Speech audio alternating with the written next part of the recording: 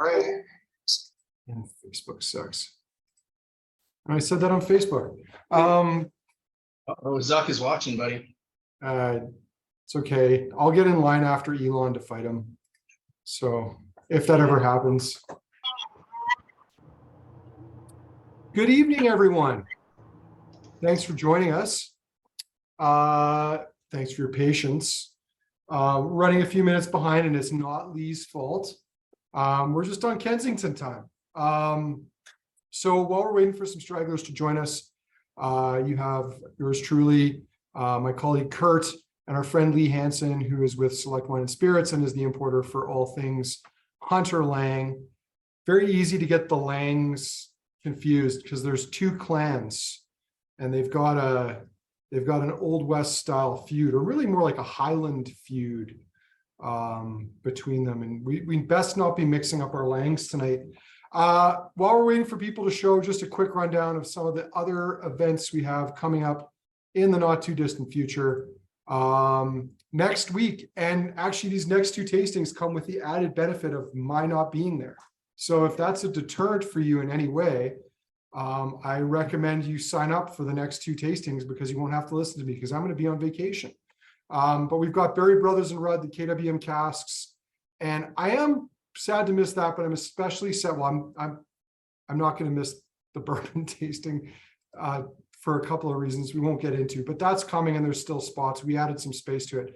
It's the Glen Lomond and Loch Scotia tasting, which there's still a few spots left for. That one I'm going to miss because I've been there, but my colleague Sean, who has also been to both Glen Scotia and Loch Lomond, will be there.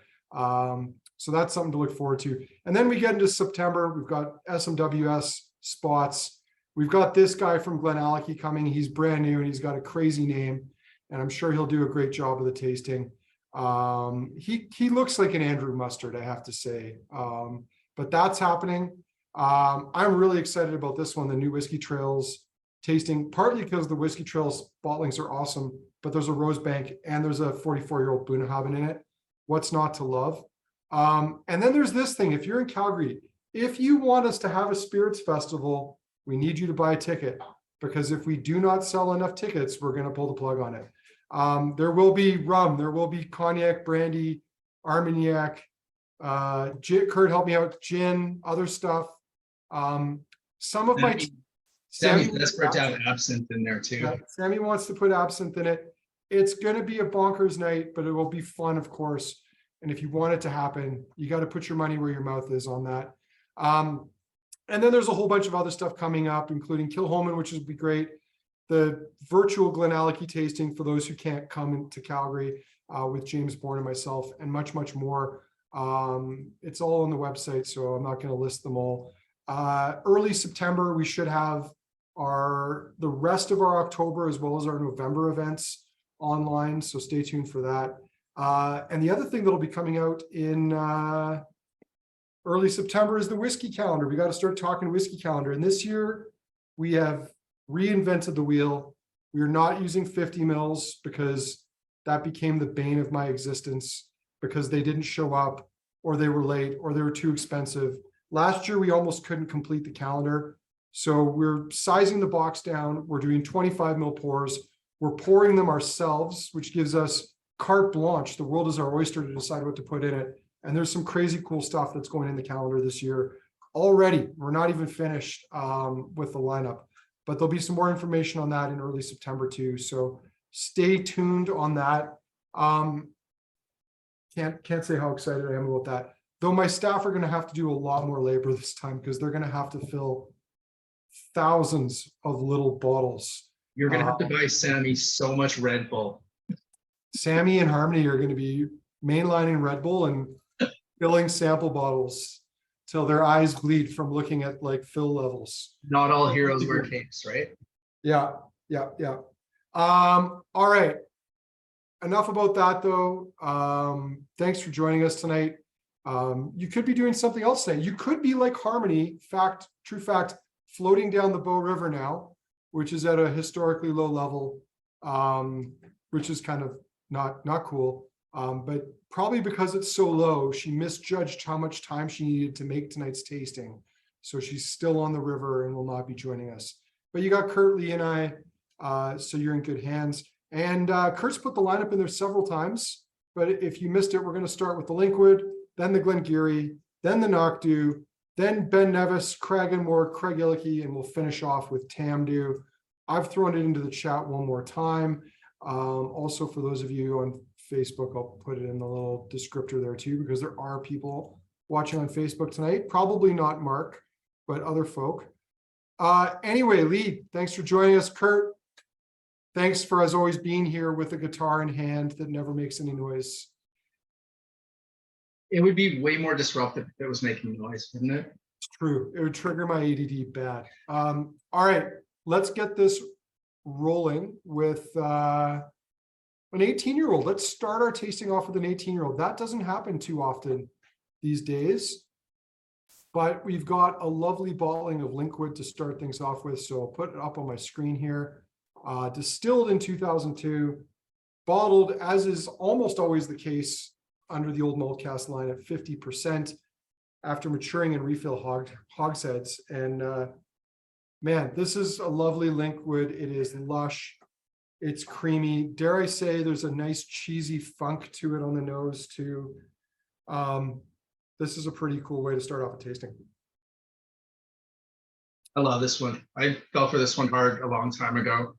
I used it in a private tasting I did for my club and everything. To me, this is like quintessential Linkwood. This is what I look for. This is cool. Great age on the team. Yeah. Put the link in the chat there for you.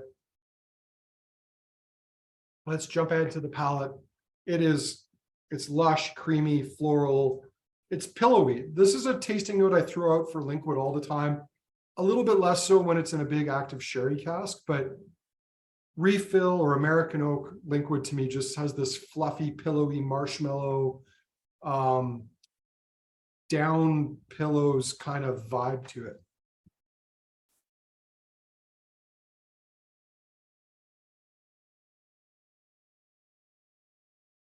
Lots of Lee, fruit.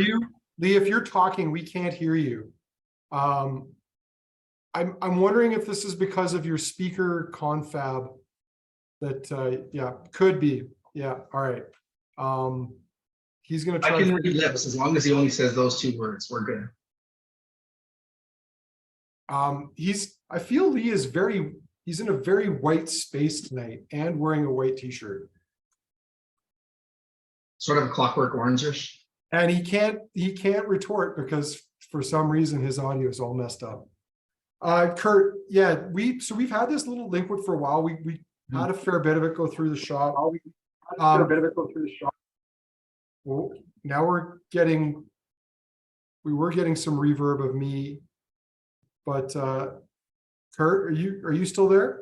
I'm still here. Yep. Sorry about your luck. Yeah, we got you, buddy. All right. Just got to use your big boy voice. Got to really project it to us. Here it comes, live from a sweaty, sweaty white living room. You got to be subterranean on a day like this. Yeah. It is a really pretty place to start a tasting. And it's funny the way whiskey just works is there is subtleties that need to be observed and they got to be put in the right line. It's just so different from other spirit tastings. Mm-hmm. Yeah. Anyway, where were we? Do we dare add water to any of these? I don't even know. I have my little metal straw, which I can do that. I mean, this Linkwood's pretty damn tasty and like there's nothing I don't like about it. So I kind of feel like this is a dangerous move. But yeah, science. I think there's literally only one whiskey in this lineup I'd consider adding water to, just on principle. And dare I ask, is it of a certain West Coast distillery by chance? Do you want me to tell you what it is? No, it's the Glen Garioch, just because of age and just because of stylistic reasons and stuff. It's not sugary, it's not old. Surprisingly took water reasonably well on the nose. I still don't know that I would normally add water to this, just how approachable it was, and how the strength of this for drinking seemed to be in the right spot.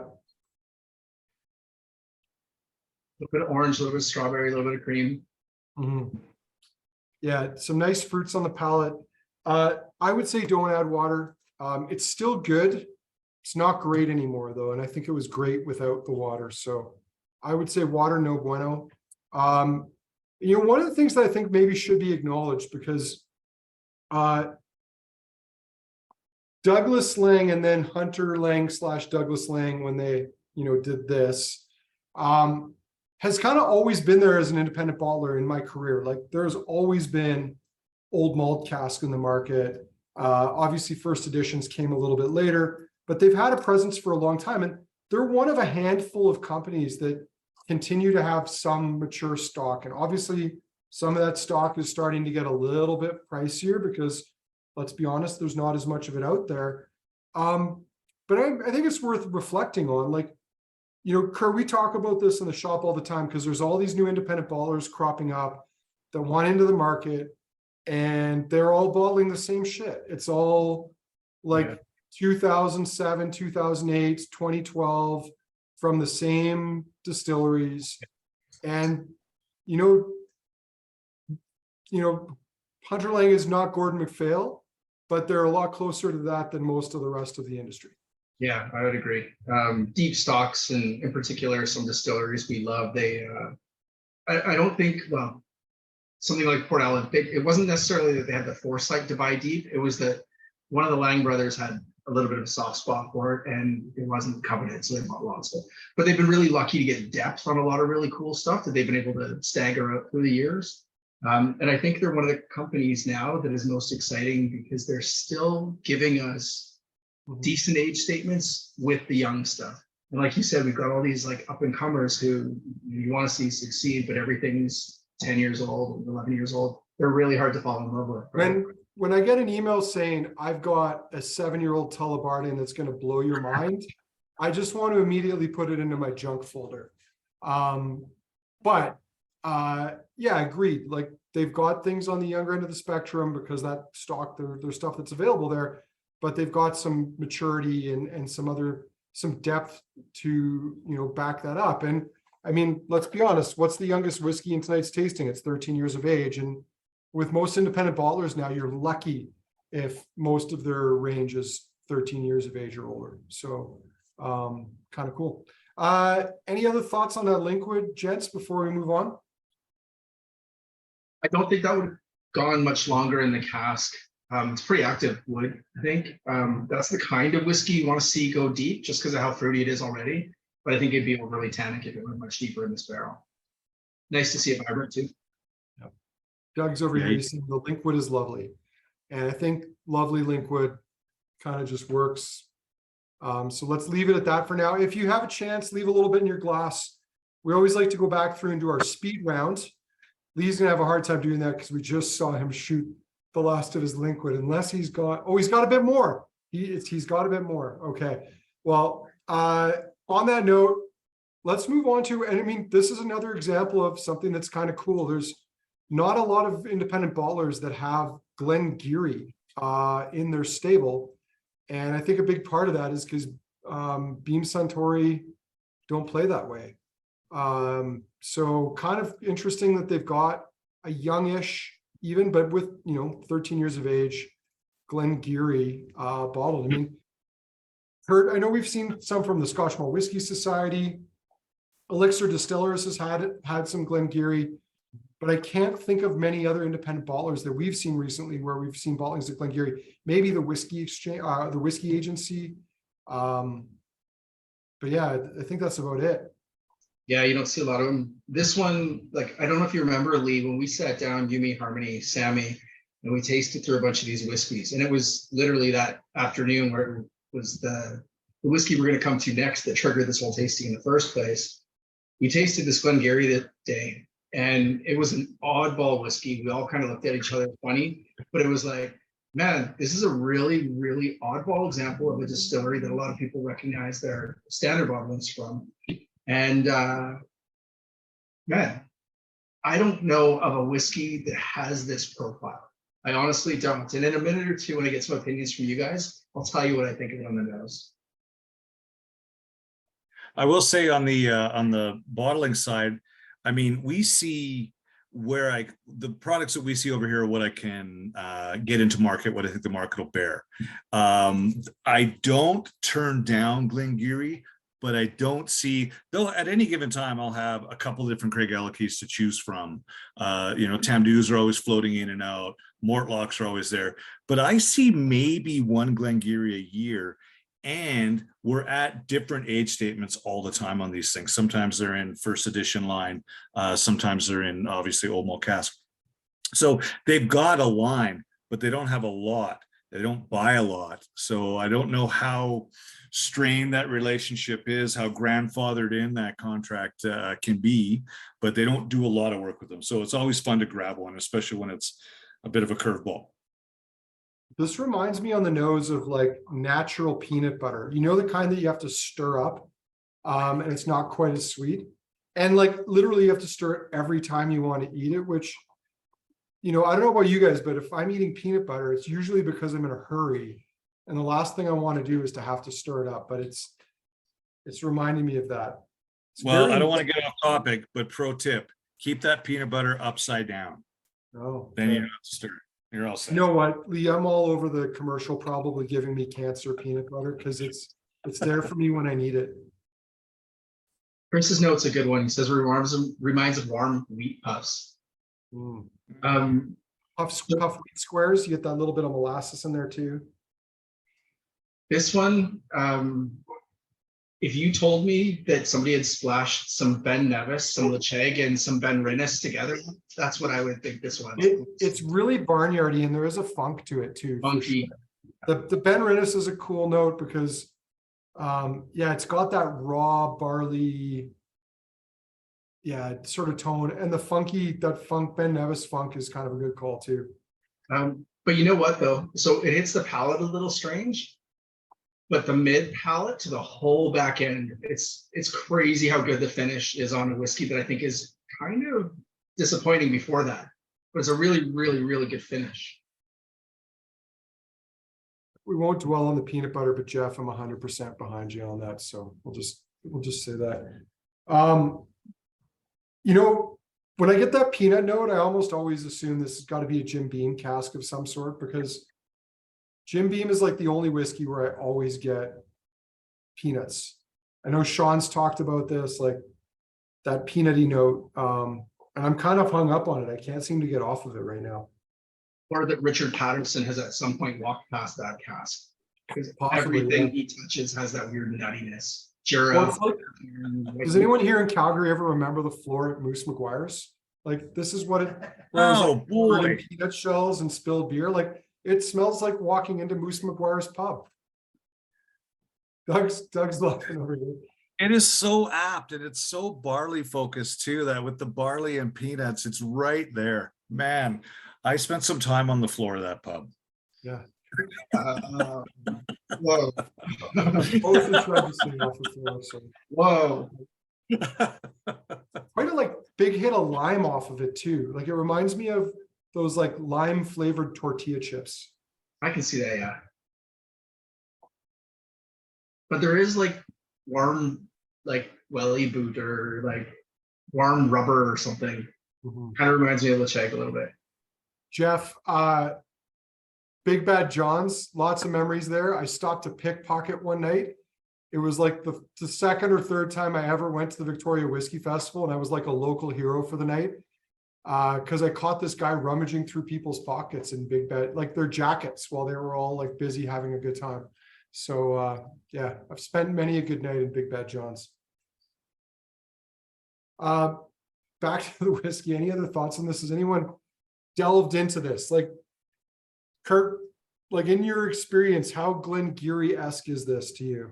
Not at all. Yeah. No, Glen Garioch, I would expect a little bit of a floral note, some spices, some woods, and all that kind of stuff. Fruits are a little muddled typically with Glen Garioch, nothing crazy special. But this is like, and I've tried some. Dave Stephen put on a crazy cool Glen Garioch tasting with a bunch of bottles he brought back from the distillery. So I kind of feel like I've seen a lot of raw examples of Glen Garioch, and this to me is not even close. It gets, with water, it does start to become more typical in style. Like, I think it's just kind of raw. This is an interesting whiskey because on the one hand, there's some character there, but I wonder what this would have been like with about 4 or 5 more years, just settling down in the cask, taming those raw barley tones. I think it could have showed a little differently. Could have got stinkier too if that funk is from barrel. Mm-hmm.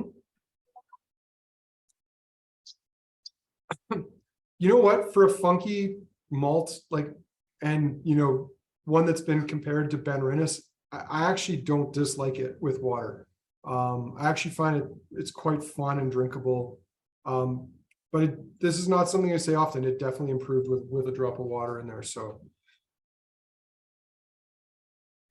bitter old peanuts, not pleasant, Chris says. Oh, Lee, you're in an awkward spot here, buddy, because Kurt and I can be blunt and honest, and you got to romance them all, because in a way these are like your work children that you have to like shepherd across the line and get through. What are your thoughts on this one?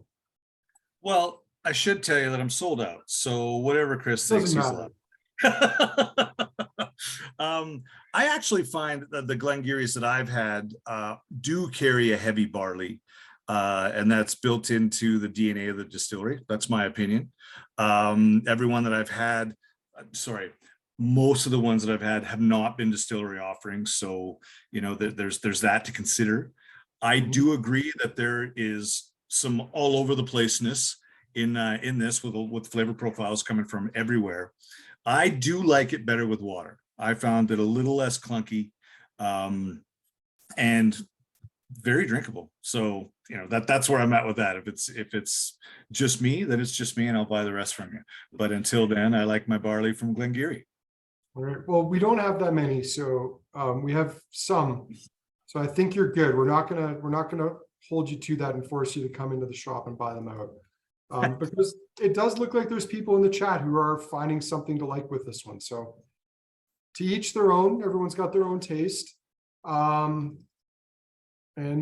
that's great, because if they didn't, the world would be a pretty boring place. I'm just trying to kill a few moments here so that I can make sure we have a photo loaded for the next one, because I just noticed our site did not have a photo loaded. So Kurt, while I'm doing that, do you want to maybe let people know why you were so excited about this one? Yeah, it's a distillery I'm a little bit of a sucker for. It says Knockdhu. You guys would probably know it as Anok, is the brand they typically market as for their OBs. A few different reasons. I fell hard for the first edition of the 35-year-old. A little while later, we were at a tasting in the back of the shop, and we were drinking the second edition of the Anok 35, white leather tube kind of thing. And I remember going, oh my Lord. And Andrew was sitting near me. He looked over me, he goes, I want to bathe in this. Yeah. And I really struggled with the concept of Anok and bathwater ever since. It's sort of a mental block for me now. It's honestly one of my favorite distilleries. The 12 years is one of the best 12s in the market as far as I'm concerned. 1824 that's still available at an insane price. Really, really cool. So when we sat with Lee and he had this old and rare offering, the price was high, but it was not ludicrous. And I think I wanted to be angry at it just because, we want to see whiskey prices come down. So it's really hard to commit to some of the big ticket items sometimes. But then we always say in the shop, quality supersedes everything, no matter what bias we have or whatever. It's, if it's really, really good, that's the arbiter. We sat around and tasted this, the 4 of us in the back there, and I think all of us were just like sitting back in the chair quiet for a moment or two. I went into Andrew's office right afterwards and said, yeah, this is what I want to do. This whiskey's bloody cool. We gotta have this. So, and I hope I'm not spilling the beans here. There was just a message that came through from Lee to Andrew and I. So there's some positive news on this front as well. But I'll leave that for these guys to reveal later. Yeah, we'll mention that again in a moment. I mean, all in good time, as they say, or as I will say at this juncture. But yeah, there's a chance we might be able to get a few more of these. But yeah, Knockdhu, Kurt, just before we even move on from that, like I remember those old Knockdhus, like the 1975, and yeah, like you mentioned, the two different versions of the 35-year-old. And yeah, they're stunning. They're absolutely beautiful, elegant, rich, complex whiskeys, and underrated. And it wasn't a leather tube. It was in this weird, like pressed foam thing that like sort of screwed together. But yeah, it was a Review the great. bowl. I'll go grab one and I'll show you guys towards the back end of the tasting. There you go. Kurt's gonna flex for us. He's gonna show us his bottle. I'm showing you 52, like the best of them. Here, meeting group chat. Yeah, that's the right one. I just forgot to put the Glen Garioch in the chat, so put up there. And here, let me put the Knockdhu on screen. There you go. Old and rare Knockdhu. So this is the one we're talking about. They've upgraded the boxes a little bit at Douglas Laing. Like they're not the clamp closure ones anymore, are they? No, I don't think so. Well, you would have seen them. They're not the fur lined. Yeah, they're all snazzy It's now. wood. It's wood and a magnet. Wood and For the old ones that would dry out and start to fall apart, and they look like an old pirate's chest. Yeah. But with fake fur inside it. The nose. There's still fake fur. Sorry, Lee? There's still fake fur inside. There's still fake fur inside. Okay, well, I mean, traditions are important to keep.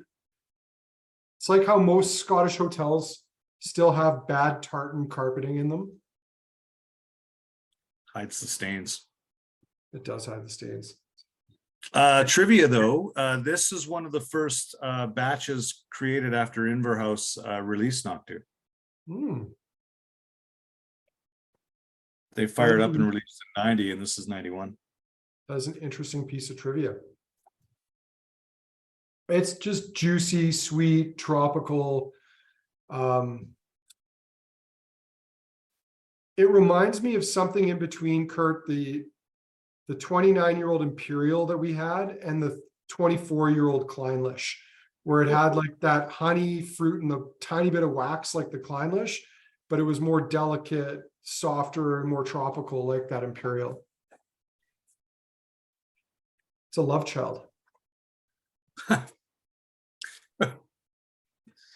we've beaten this one to death. This is exactly the style I think both Andrew and I really hope for. Probably a bunch of other people in this room. Just nice tired casks have been allowed to sleep long, and it's so cool when this happens. Easy to get romantic about these ones. It's easy, like as soon as you taste it, you kind of fall for it, right? I love this. Yeah, sweet, honeyed, very pretty. Yeah, it's hard to not love this whiskey. And if you're struggling with it, I think you've not spent enough time exploring kind of nuanced, like old refill cask whiskey, because this is what we hunt for. Bill and Suzanne said juicy fruit. Love it. Mm-hmm. I like the ABV. Anytime things get really interesting when you drop below 50 naturally, it's scary but interesting, right? Mm-hmm. Well, often sign that you're getting a lot of oxidation in the cask, and oxidation and esterification kind of go hand in hand, and that's that creation of those really fruity esters in the spirit. Doug's probably not going to be offended by me. It's got his nipples hard. That's where he's at this whiskey. So hopefully that's not too offside for most of you. The comments rolling in are awesome. Seems like everybody's keen on this one, and seems like there may be some body parts floating around on the market. So if anybody's in need of a transplant, I see some people looking.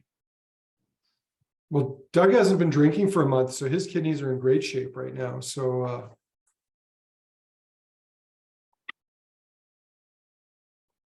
but I'm pretty sure he still has two of them. Just saying. That juicy fruit is a good note. It's like it really just crept in there, man. That's fantastic.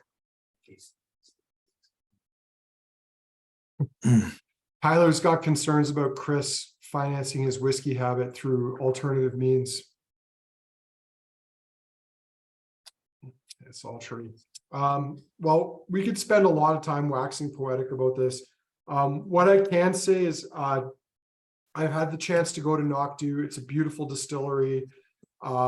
It's kind of cool too, because the hill, the Knock, that it's named after, kind of rises up behind it as the closer you drive to it.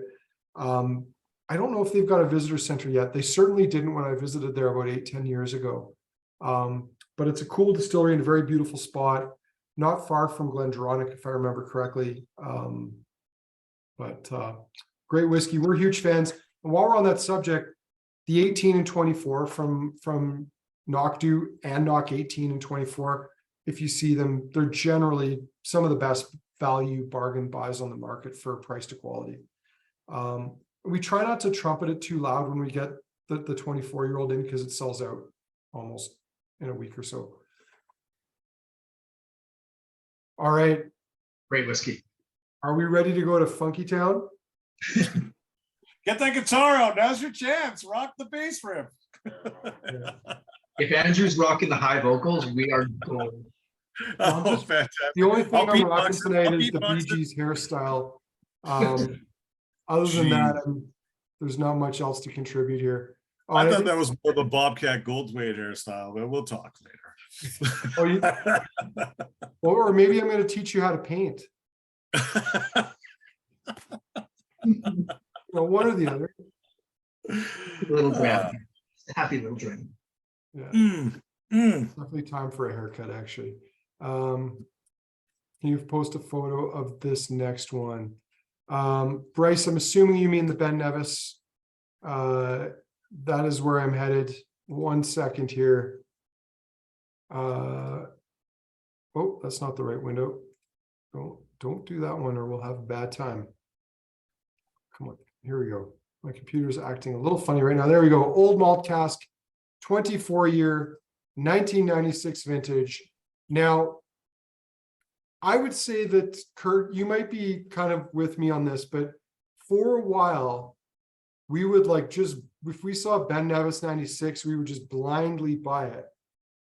Because there is a, how shall I put this, highly sought after parcel of casks from 1996 at Ben Nevis that were absolutely stunning. We're talking gooey, tropical, funky, just stunning whiskey. And then there's the rest of 1996, which is not to say that it's not good.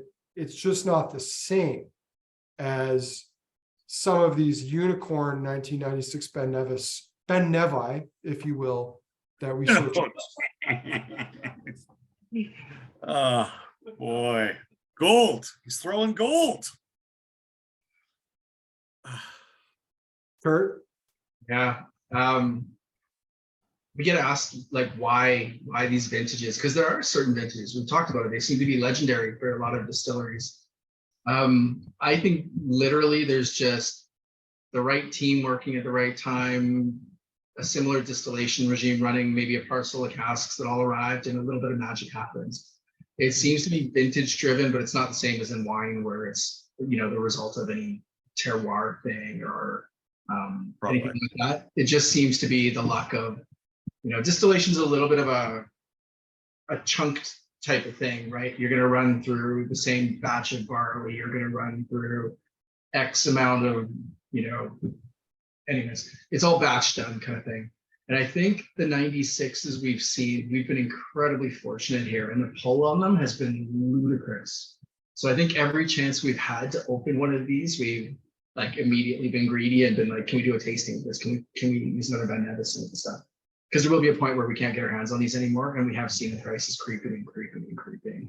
Mm-hmm. Creeping's a soft word. Yeah, you're right. They kind of just Ben Nevis is remember when flank steak used to be cheap? It was one of those hidden cuts of meat that you could go to the butcher and you'd get the nod. You'd order it up and they'd be like, yeah, this guy knows. You'd buy Ben Nevis and you'd be inner circle. Secrets out. Prices are up. Sucks.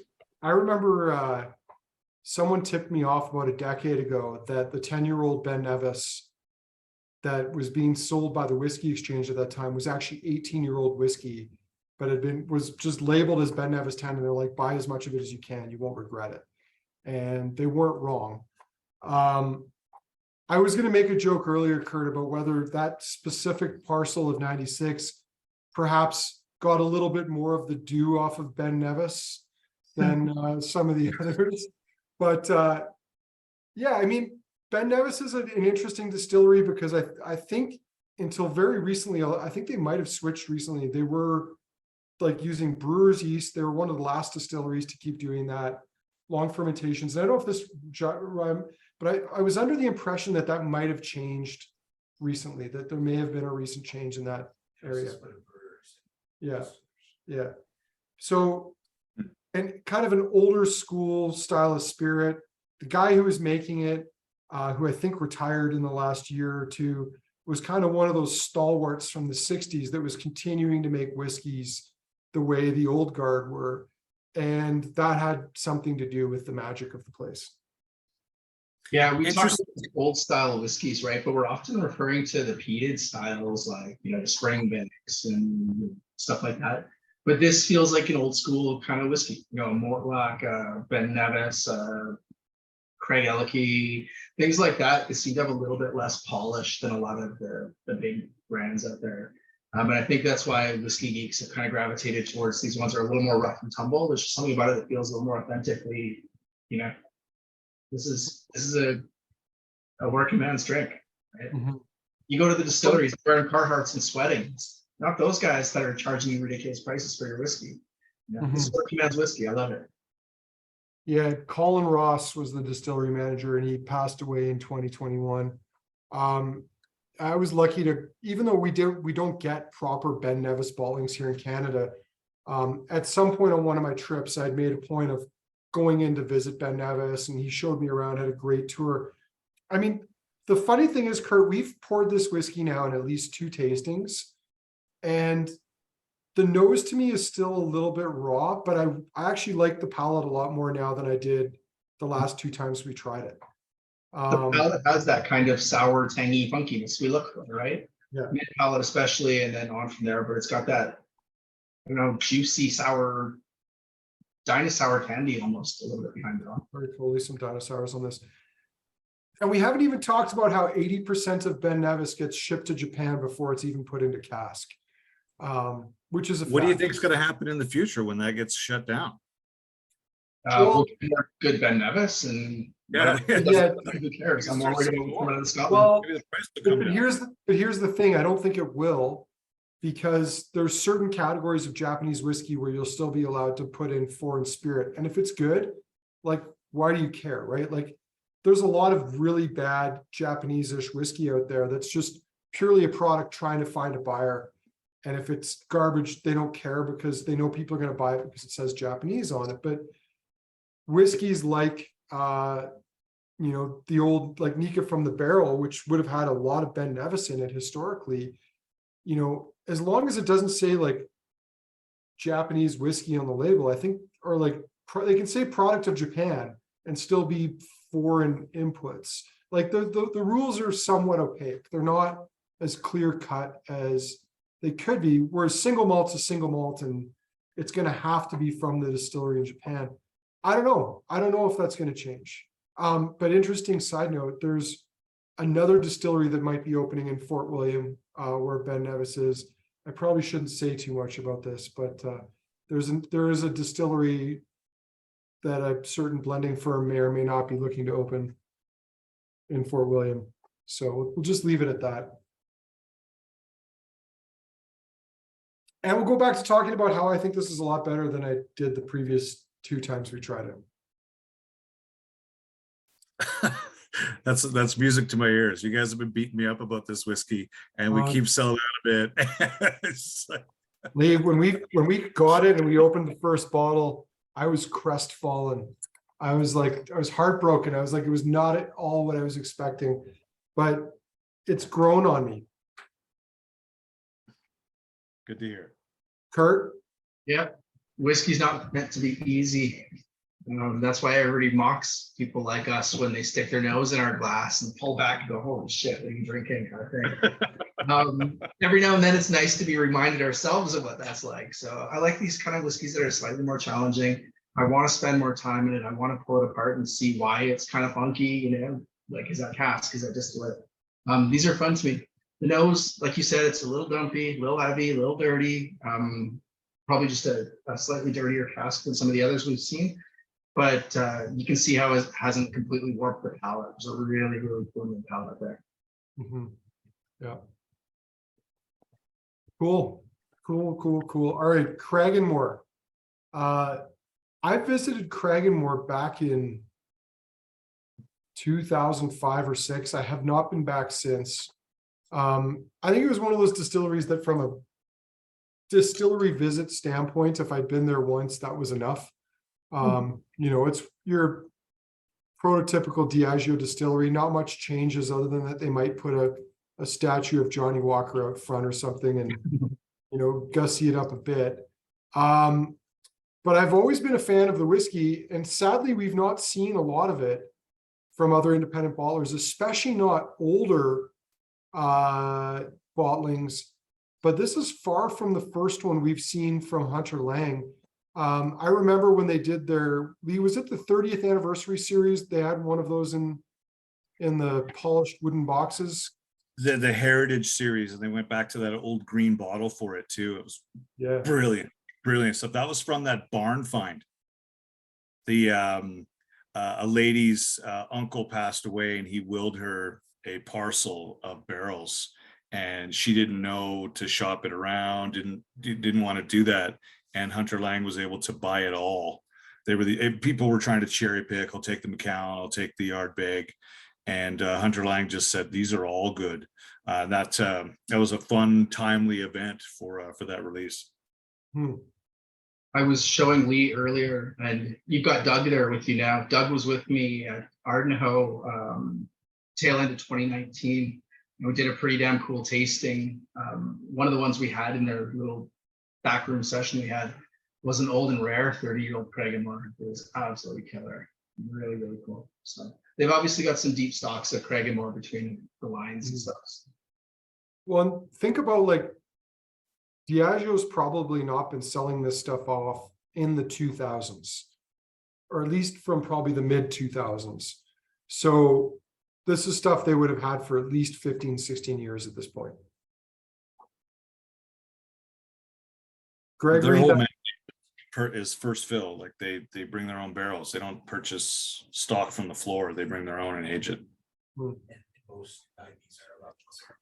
Yeah, and Doug's been pointing out, I guess there was an expose, he was telling me about this earlier, where a lot of whiskeys that have been bottled as Speyside, like mystery Speyside malt, that people have assumed were Glenfarclas, were actually Cragganmore. And it'd be easy to make that mistake because both distilleries, if I understand correctly, are on the Ballindellic estate, which is usually one of the vague descriptors that people will throw out there. And there is a Ballindellic distillery, which will probably have whiskey in the next couple of years here. Just a little rabbit hole, I'll try to get myself out of going down. But the point is that, like, few other people, when they've been bottling Cragganmore, have been able to call it that. But obviously these parcels, these casks that they bought, as Lee said, they got with all the proper papers. And when that's the case, you can call it whatever you want and they have no recourse.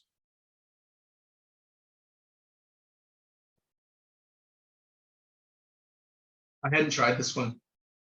I didn't know what to expect coming into this one, but I really dig this. Well, we just bought the last case of it. So I think we have a couple in store, and there's a couple or 6 more coming next week.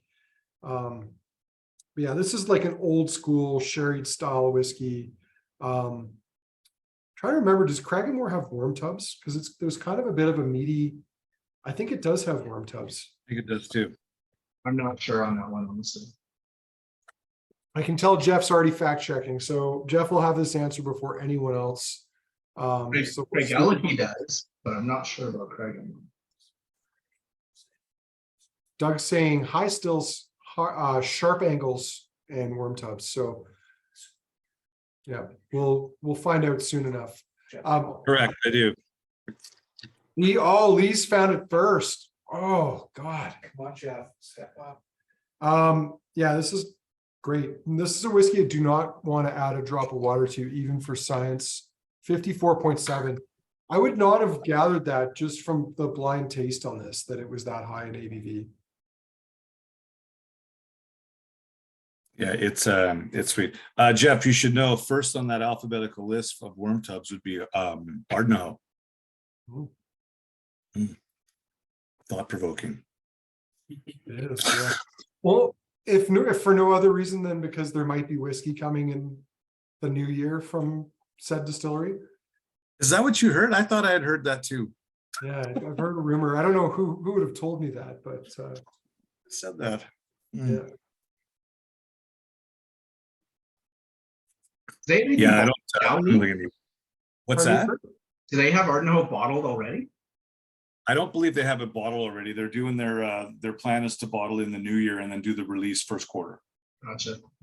They need it, they need the taps flowing for the festival. That's their big coming out party. Like they're gonna put it on draft. Like Yeah, these- exactly. With a tube, What the with a fuck? tube, it'll be like a bong, actually. Is this spirit now 3 years old in some casks? 5 in some. 5? Oh yeah. Wow. Yeah, 27, was it 27? Yeah, it would have to be because Doug and I were there tasting the new make 4 years ago. Holy shit. Time flies. No, it's mental. Well, we could linger on that one for a while, but we have 2 more to get through, and that's before we go through our speed round here. So let's move on to another worm tub distillery, Craigellachie. Rumor has it we might be getting our own cask of Craigellachie in the near future, not from Craigellachie, mind you, but from Whiskey Sponge. So that's something that's in the pipeline eventually. I haven't seen artwork, but there was discussion of a worm tub being used as a hot tub. And true story, I was going back and forth with Angus on this. It would not be possible to do caricatures of all of my staff. So instead I've opted to do myself and the store dog Walter, because that's more political and also in some ways kind of funny. So that might happen. I'm hoping it's still going to happen. As I said, I haven't seen any artwork yet, but it may or may not be in the works. But yeah, plus I don't know that everyone on my whiskey team would have wanted to see themselves in a bathing suit in a worm tub, whereas like I have no shame. So it's hard to offend. That's too good. This is quite Craigellachie-esque. It's on the nose. Absolutely. You could not mistake that bowl of pastrami under your face. Sherried, it's meaty. Craigellachie, it kind of shocks me. Probably most of you guys in this group have been lucky enough to capitalize on Bacardi's generosity here. The Craigellachie 13, the green or that yellow tin, sorry, goes on sale for us. Like it doesn't even seem to go off sale. Like we've always got that thing discounted. And it's become a favorite of so many people. The amount of people that come in and pull that stuff off the shelves. And it blows me away because to me, it's one of the most challenging flagship expressions on the market. It's like a dirty whiskey. It's chunky. It's like, Well, the 13, the price is right. 13 Obi especially is kind of, it's like creamy, funky, and fruity and meaty. And you're right. It's got to be one of the most challenging entry level. Like I love it. Yeah. It's got to be one of the most challenging entry level malts, but it's got a following. And I think someone named it the best, like, and I'm presuming they meant by like mainstream, the best whiskey in the world this year. One of the, Georgie Bell. was it?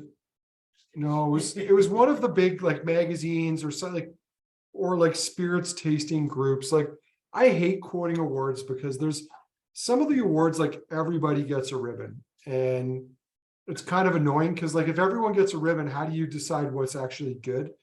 But this was a legitimate one, and I think they named it the best whiskey in the world, and Scotch Whiskey Masters or something. So anyway, interesting to see nonetheless, because it is a good whiskey. As Kurt said, it's discounted all the time. But even at its regular price at like $75, it has got to be one of the best buys out there for like an OB, and at 46%. Often I am able to bring my single cask, much rarer offering in below a distillery price tag, and I'm never even coming close with Craigellachie. But then I got Bacardi money behind me. That's like they are literally like their buying power is just nuts. Their glass is cheap, their shipping's cheap. They got a juggernaut in their back pocket, so that's where it comes from. I think that the success of it is price driven. I agree, it is challenging. I don't dislike it, but I'm surprised that hey, here, welcome to the party. Like, okay, sure. I don't know if that's going to make that many fans, but apparently it is. I love its distinctiveness. I always buy some in the single cask lines. Always. They've got 3 for sale right now. It's always really good, but it's surprising that that's their entry level. I'm agreeing 100% that it's challenging. I think this is cool because I think it's not just a variant of it in a way. It's kind of like you've got that base and it's just been draped in a really sexy robe. It's still kind of dirty, it's still kind of challenging, but it's got a really cool fruitiness, a lot of cinnamon tones, a lot of like red fruits and spices and stuff going on there. It's really cool. It's dirty but pretty at the same time. Well, I think the people who look for single casks like this, that are looking for something a little bit different, they're willing to pay more. Like, you're not looking at something like this and your first comparison is what is the Craigellachie 13-year-old sell for, because you're not comparing apples to apples there. But I guess the flip side to that is like when we're looking at single casks for a shop, even if it's good, and I'm looking at the pricing and it's a 12, 13-year-old, and the wholesale is going to get me to $200, I throw that example at them every single time. Like, you know, we need something that's sellable, that consumers are going to buy. And I'm not asking you to match price with Craigellachie 13, but when someone can go and buy that, and I'm trying to tell them to pay 2.5 times much for a comparably aged single cask, there's an optics problem there, is I guess more my point. And you're bang on it. I mean, Bacardi can afford to do that because they're not looking to make 50% margin or whatever on their bottles. Like, they're making a fraction, and it's a volume game, and they're playing the brand up. And I think it's working because we sell way more Craigellachie 13 than we do Glenfiddich, Glenlivet, even like it's outselling all those big mainstream malts by a mile. You know, with something like this though, I think like it's so cool because I think we kind of struggle for really, really quality sherry nowadays. A lot of it just tends to be really, really kind of spicy and bitter and tannic and kind of that dry cocoa powdery, not so jammy and fruity. A really new school sherry. Yeah. So I think we look for those variants. Like we had, I think we're sold out of it at the moment. A really cool Bunnahabhain. It was a high price point, I think, but it was Bunnahabhain and sherry that tasted like a sexy old sherry Caligula that we had. When we can find these really, really well done sherry variants of something that we already love, we leap at them because they're not around very much anymore. I hate to say it, but really good sherry whiskey it's going to be a thing of the past. It's dying. So these kind of whiskeys, when you kind of find these ones, leap because they're not going to be around much longer. It's cool. This is a neat one. Kurt, were you talking about the celebration of the cask, Bunnahabhain? Yeah. I think we have 4 more of those in our allocation. That's cool because I know we did talk to them about whether or not we would have more. Yeah, I'd have to double check that, but I'm pretty sure we do. Anyway, we've got one last whiskey to taste before the directional wheels come off this tasting. What have we got? We've got a Tamdhu. Yeah, Tamdhu. Yeah, Doug says Tamdhu it, so I'm not going to try to repurpose that one and claim it's my own. It's well timed, it's well placed. Yeah, I mean, this is another one where it was almost hard to bring this in. Like, and I mean, kudos to Lee because he probably, well, he gets this as much as almost any of our other reps do when they're like, oh, I've got this great whiskey, you got to try it. And it's like, well, yeah, we'd like to try it because there's a lot of times we don't get that luxury of having the chance of sampling it first. And when you're talking about something that, again, like $2.15, it's not an atrocious price for a 15-year-old sherried single cask whiskey, but you can That's buy right. Tamdhu 15 at 46% for $150. How do you justify that extra $65? And as a retailer, you don't want to go deep on something like that without having a sense of what it's like. So Lee, I will give you a lot of credit on this. You're very good at when you come in and you're like, you guys need to buy this. You frequently already have a bottle. And, there's a lot of these things where I'm like, we're not buying that. And then Kurt and Harmony or Evan or myself taste them like, okay, we'll take some. And maybe some of that is not having enough faith in Hunter Laing, which is certainly, up there in terms of the pantheon of independent bottlers in terms of quality. But again, as a retailer, like you see all these crazy prices for Leche, for Kalila floating around, Talisker. Sometimes you're just like, you want the insanity to stop. But if the whiskey's actually good, then it's a little bit different conversation. So Kurt, I know you told me to commit to the last couple of cases of this today. I know we sold out over the weekend, but we'll have more next week. What do you love about this one? So I like Tamdhu. I think Tamdhu is the heir apparent to the sherry throne. I honestly do. I don't know of anybody that's doing it better right now. Other than maybe Gordon McPhail, but that's yeah, as an indie bottler for sure. I think there's no distillery, no brand right now that beats these guys. It was looking like there was Macallan and Glen Farkless and Glen Garioch and Craigellachie for a little bit seemed to be on everybody's tongue. Glen Garioch kind of, but I think this is a little bit better mid-ground. There's more fruit tones. Really, really cool stuff. When we tasted this one, we were like, oh, hell yeah, we want this. And Lee had mentioned there was a good chunk of it, and we sort of got excited. I used it for a tasting for my club, and it was absolutely lights out for everybody in the room, and we found it like showstopper.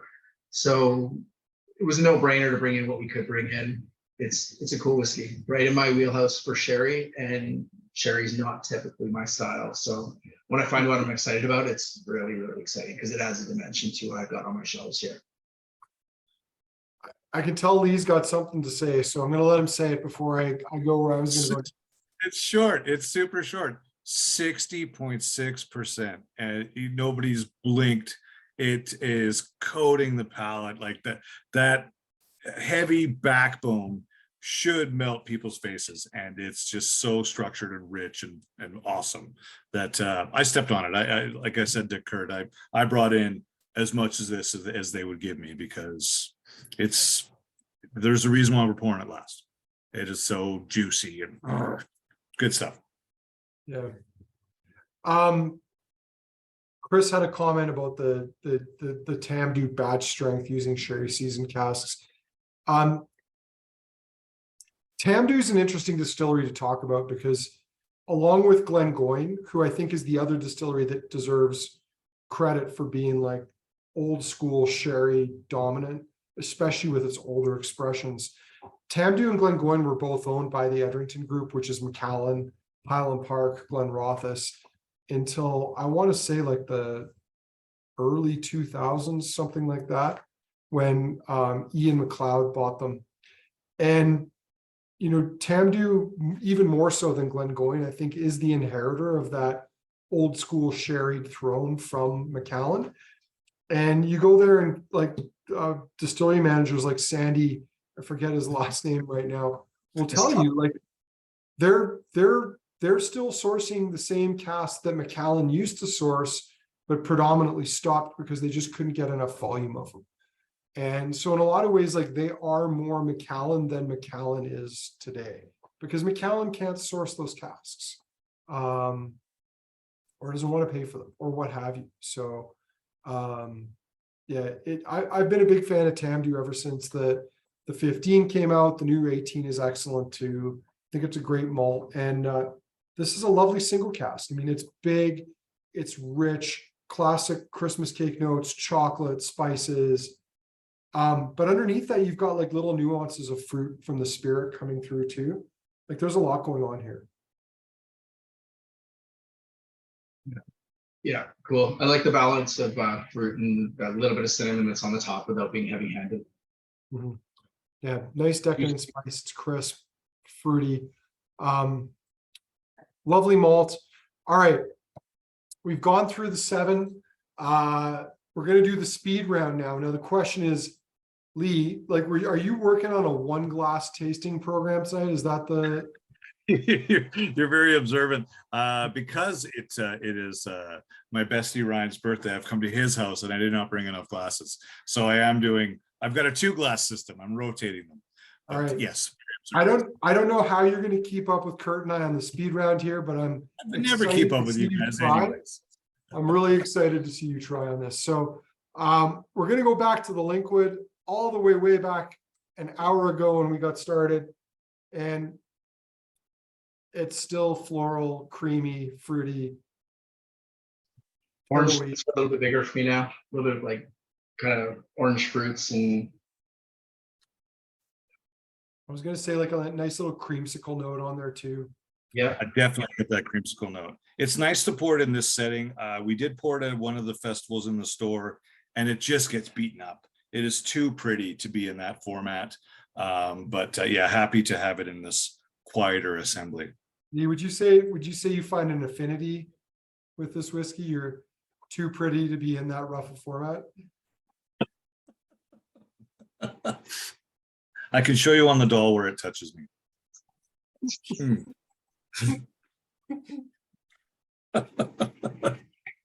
That took an unexpected turn. Fair point. Well played. All right. On to the Glen Garioch. Let's see how that oh man. like Weetabix or like It's Moose McGuire's after closing. Like there's so much Guinness and shelled peanuts and lost opportunity on the floor. regret, depression, Possibly some regret. lost Weetabix is a good- opportunity on the floor. I didn't even know that, that was brilliant. You go into the evening with a lot of hope, right? And maybe you squander some opportunity. Who knows? Close to the union. That Weetabix note, Kurt, is a great note on this. Somebody else said puffed wheat earlier, and it's just Mhm. punching it out. That's so good. Yeah.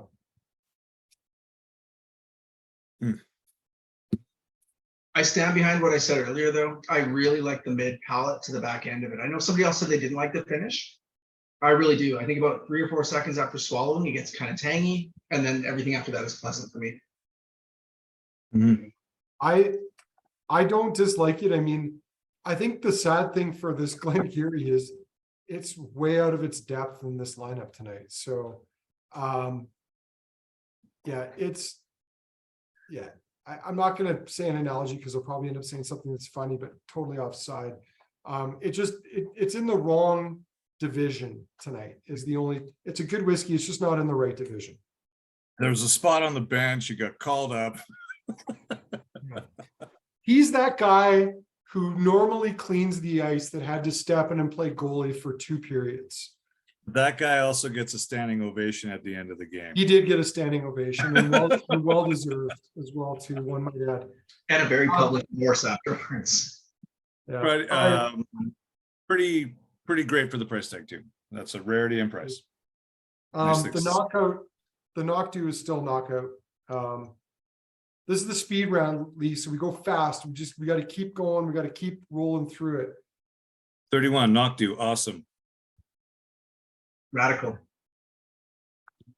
I'm I long for the days like 5 years ago when this would have been like $200. Yeah. What are you gonna do? Yeah, and I've actually, and in an absolutely undefensive way, I will say comparative to other 31-year-old whiskeys in the market, this one's cruising along just fine. Agreed. Absolutely no criticism in the current environment. This is not But I outrageous. love those days too, for sure. Not only is it not outrageous, having been able to try it, I know that I'm okay with the price point for it, and that sucks. I hate being okay with those kind of price points. Well, But when you see what else you get for those kind of dollars nowadays, and you see where this stands in state compared to some of those, I'm excited with this for a reason. this is head and shoulders with some of those like connoisseur's choice bottlings we're seeing that are in the like 1100 range now. So it's great. I like it. We'll probably get a couple more, but what can we say? All right, Ben Nevis, the one I was dreading that sort of surprised me tonight. How is it holding up? I feel like I rope-a-doped you with this one, Andrew. Just like kept you coming and get you in the game, and now you love it. Well, the challenge is the nose is still a little bit off-putting. Like the nose to me is like, my instant thought is like it's corked. And I know it's not corked, but it's like going in that direction. I Nosy. expected more. I expected more. I see 24 years. I see not refill sherry. I see sherry. I expect more, but I didn't get it. Still lovely. I expected more. But the Give it back. palate is, if I had a clothesliner on it and I was just going by taste, I'd be like, oh, this is good. I'm happy. I'm in a happy spot. And you know what? At the end of the day, for most people, you're drinking your whiskey, you're not nosing it. It's kind of like if you're in the wine industry and you're used to like aerating your wine, even when you're just supposed to be enjoying it, Lee knows what I'm talking about. You're going to subconsciously aerate your wine while you're having dinner, and your wife will be like, what the hell are you doing? And it's just, you're just doing it because it's habit, not because you're intending to do it. But for most people, all they're going to do is drink this. And I think this is a great Ben Nevis in that vein. Is it the best 1996 Ben Nevis I've ever had? No. But it's better than I remembered it from the past two tastings. So I really dig the palate quite a lot. The nose, I kind of feel like I'm nosing Ben Nevis and wine gums through a dairy farmer's woolen sock. I was going to say like through a dirty burlap sack that had potatoes in it previously. Fair. Yeah. Palate's great. Cragganmore. The potatoes started to grow eyes. All right, Cragganmore. Cragganmore is still great on the nose. Yeah. I I'm really glad they put it in this glass. There's some like grassy herbal notes now. The cereal's showing through a little bit more too beyond the sherry, which is really cool.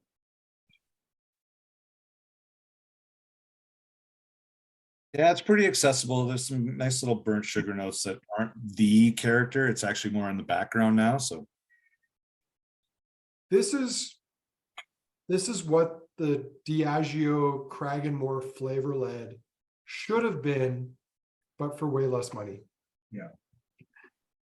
For those who don't remember, like they came out with this with their annual releases one year with what was probably a 20 to 30-year-old Cragganmore, but they decided not to put an age statement on it. And they're like, it's flavor led. We're not worrying about age.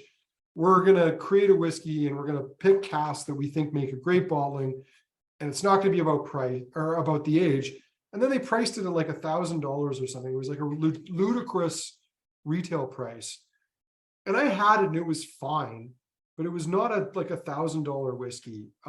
This is a much better bottling for less money. And you know how old it is. Transparency.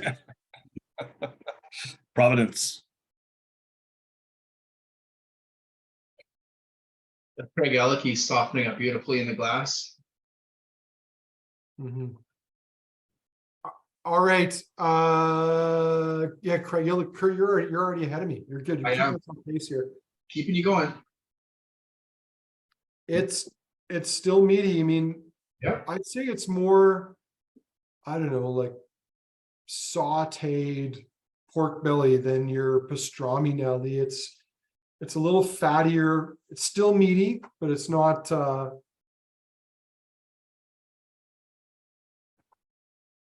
It's not quite as raw. Palate, it's good. Big sherry, classic Oloroso sherry. It's a nice Cragganmore, or a nice Craigellachie rather. Almost slightly farmy. I get a little bit of like red and black licorice woven together. Nice, nice. Twizzlers. Showing well. I'm just quickly scrolling through the those who've turned their cameras on, and I will say, Igor number 2. I love how you put a number 2 there. Like we've talked about this previously in a tasting. Like Igor 1, who shall remain nameless, is not even on the tasting tonight. So tonight, at least, you should be Igor number 1. But that's a whole other story.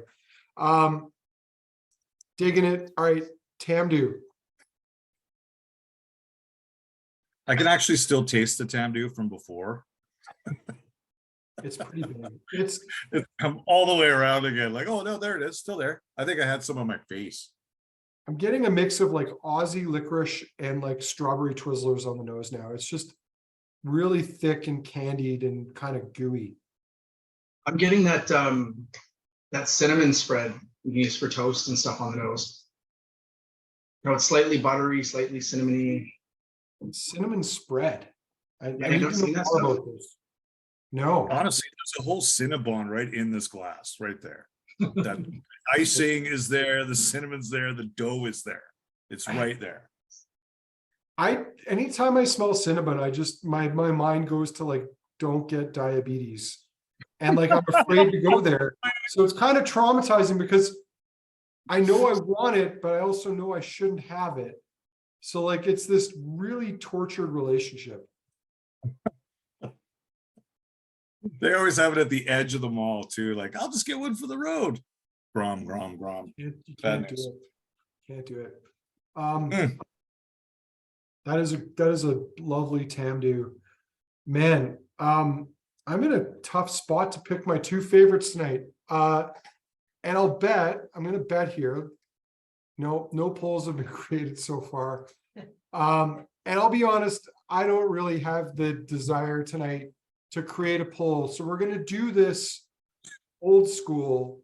We're gonna ask you to each share in the chat your first and second favorite, and it'll be more of an unofficial poll. So type them out. And I guess the better part about this is if you're sharing a screen tonight, both Phil and Suzanne can have a vote if they're different. And I hope they are, because they're not different.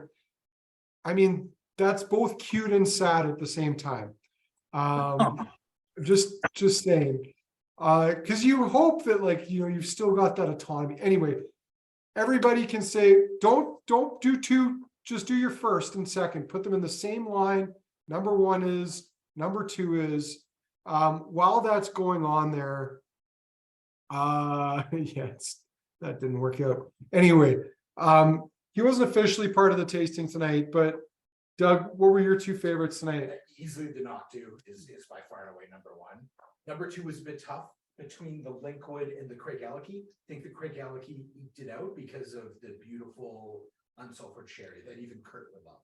Wow, I don't know if you all caught that, but Knockdhu number 1, and then he was torn between the Linkwood and the Craigellachie, and I think what took the Craigellachie over the top for him was that it had that unsulfured pure sherry that even Kurt would love, which is an interesting side note there. I like that. Those are 2 great picks.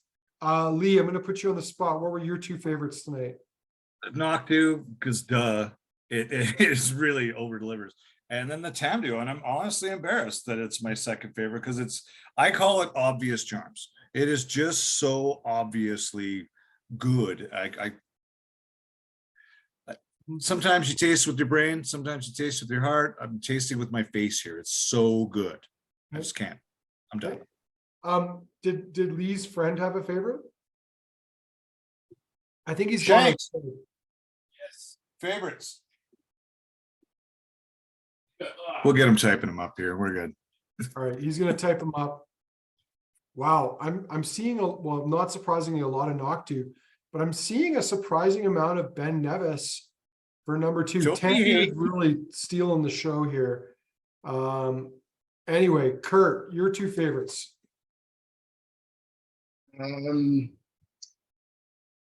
The Tamdhu almost seems a little bit of a cheat.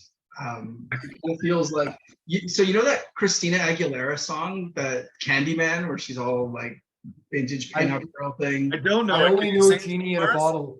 That's my only. Ear and I'm You got a candy. sure guitar in that's your Christina. lap. Ear Is that candy. is Genie, George that's Genie in a bottle? Just trust me on this one. I don't know. It's I can't feel good about liking it, but somehow I do. So the Tamdhu to me is like, it's saccharine, it's incredible. I just feel like there's something that if I was going to spend a lot of time with it, I would start to push it away because it almost seems like too much of a much. So for me, the Knockdhu is number one, and I can't believe I'm saying this, but I am with Doug on this. The one I want to spend more time with is the Craigellachie. I don't think it's the most immediately appealing, but I think it's the one that's a lot of fun. I think there's a lot of dimension there, and I really, really want to dig more into that one. Interesting. Okay. Ferguson? I'm kind of torn on this, but I'm going to go a different direction from most people here. I think my favorite, I really like that Knockdhu, but I think my favorite in the lineup tonight is the Linkwood. And I think it's my favorite because it's the one that if I had a bottle tonight, I would probably just keep drinking. So maybe it's where I am tonight. Maybe it's where I am in my day, but I would take like a big pour of that Linkwood right now. So that's my number one. And my number two, I'm going to buck the trend here, is the Cragganmore. I really like that Knockdhu, but there's something to me, maybe the Knockdhu is just a touch too sweet for me. There's something about that Cragganmore that I really like. So another night it might be different. Anyway, gentlemen, before we wrap, any final thoughts here? Jeff needs emergency delivery service. We're closed, Jeff. We close at 8. Closed. No. But Too good. Lee, you had a good range this time, man. It was really easy this time around. You know, we sat down and I think pretty much everything we tasted, we wanted to bring in this time. So that was a fun afternoon. Of course, those days when we get to sit around and, oh, darn, we have to spend our afternoon drinking whiskey and talking whiskey with a friend. Not so bad. Not all the conversations are deep, but Yeah, you know, but they're always enjoyable, right? That's where you make your memories. And I think, you know, case in point, we went to Andrew right away and we're like, hey, you remember that tasting we did?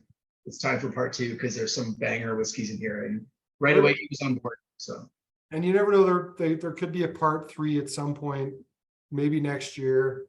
We'll see what's coming down the pipeline. We're still hoping Lee's going to find us that shockingly cheap, stunning cask of whiskey that we can blow everyone's minds with. So we're still holding out. We're still holding out hope.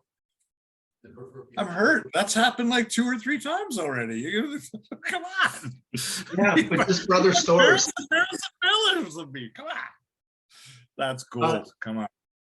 So Bryce saying, other than the Craigellachie, any tips on the other KWM single cask? A couple quick things before we wrap, because I'm going to roll and tie and wind this thing up in the next couple minutes. But if you liked our Balblair or our Glen Scotia, we're down to like literally 5 of each. They are almost gone, our G&Ms. So if that was one of those whiskeys that you were like holding off buying, don't. They will be gone in a day. I'm not exaggerating. They're almost done. But in terms of cool stuff we've got coming, we have a 2002 Ben Romick that we're going to be launching next month. We've got a 1988 Bladnock we're launching next month. That's gorgeous. We have our first ever single cask of Cavalan coming. We have a Cavalan Solus Sherry arriving next month.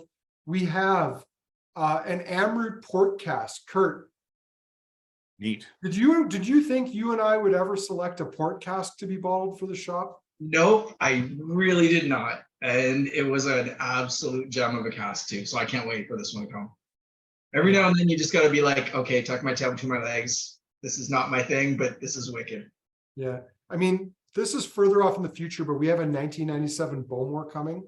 Again, who would have thought? There's a bunch of cool stuff in the pipeline. Probably stuff I've forgotten about. We have a Kilholman 10-year-old 100% Isla coming this fall. So that I'm really excited about. Lots of cool stuff. And I know there was a question earlier or a comment or a point about putting Walter on the next Glenfarclas bottle. We have a Glenfarclas bottle coming, but the label is even better than what you might be thinking. And I don't want to say anything more about that now because it's something fun that's coming down the line next year. But lots to look forward to. Thank you everybody for joining us on your Tuesday night. I know it's like 33 here in Calgary, so you could be doing something outside, or like Lee and the rest of us hiding from the heat indoors because you've already had enough sun. But thank you for joining us. I hope you enjoyed tonight's tasting. And as I said before, if you want a Kensington tasting without the boss, the next 2 weeks are your ticket. Actually, there's 3 of them coming up the next 2 weeks. So enjoy it. But thank you, everybody. I hope you have a great night. Hope you enjoyed the tasting. Lee, thank you for your support and for taking part tonight. Kurt, thank you as always. And everyone, be well. Talk soon. I'll see you in a couple of weeks. Have a great vacation.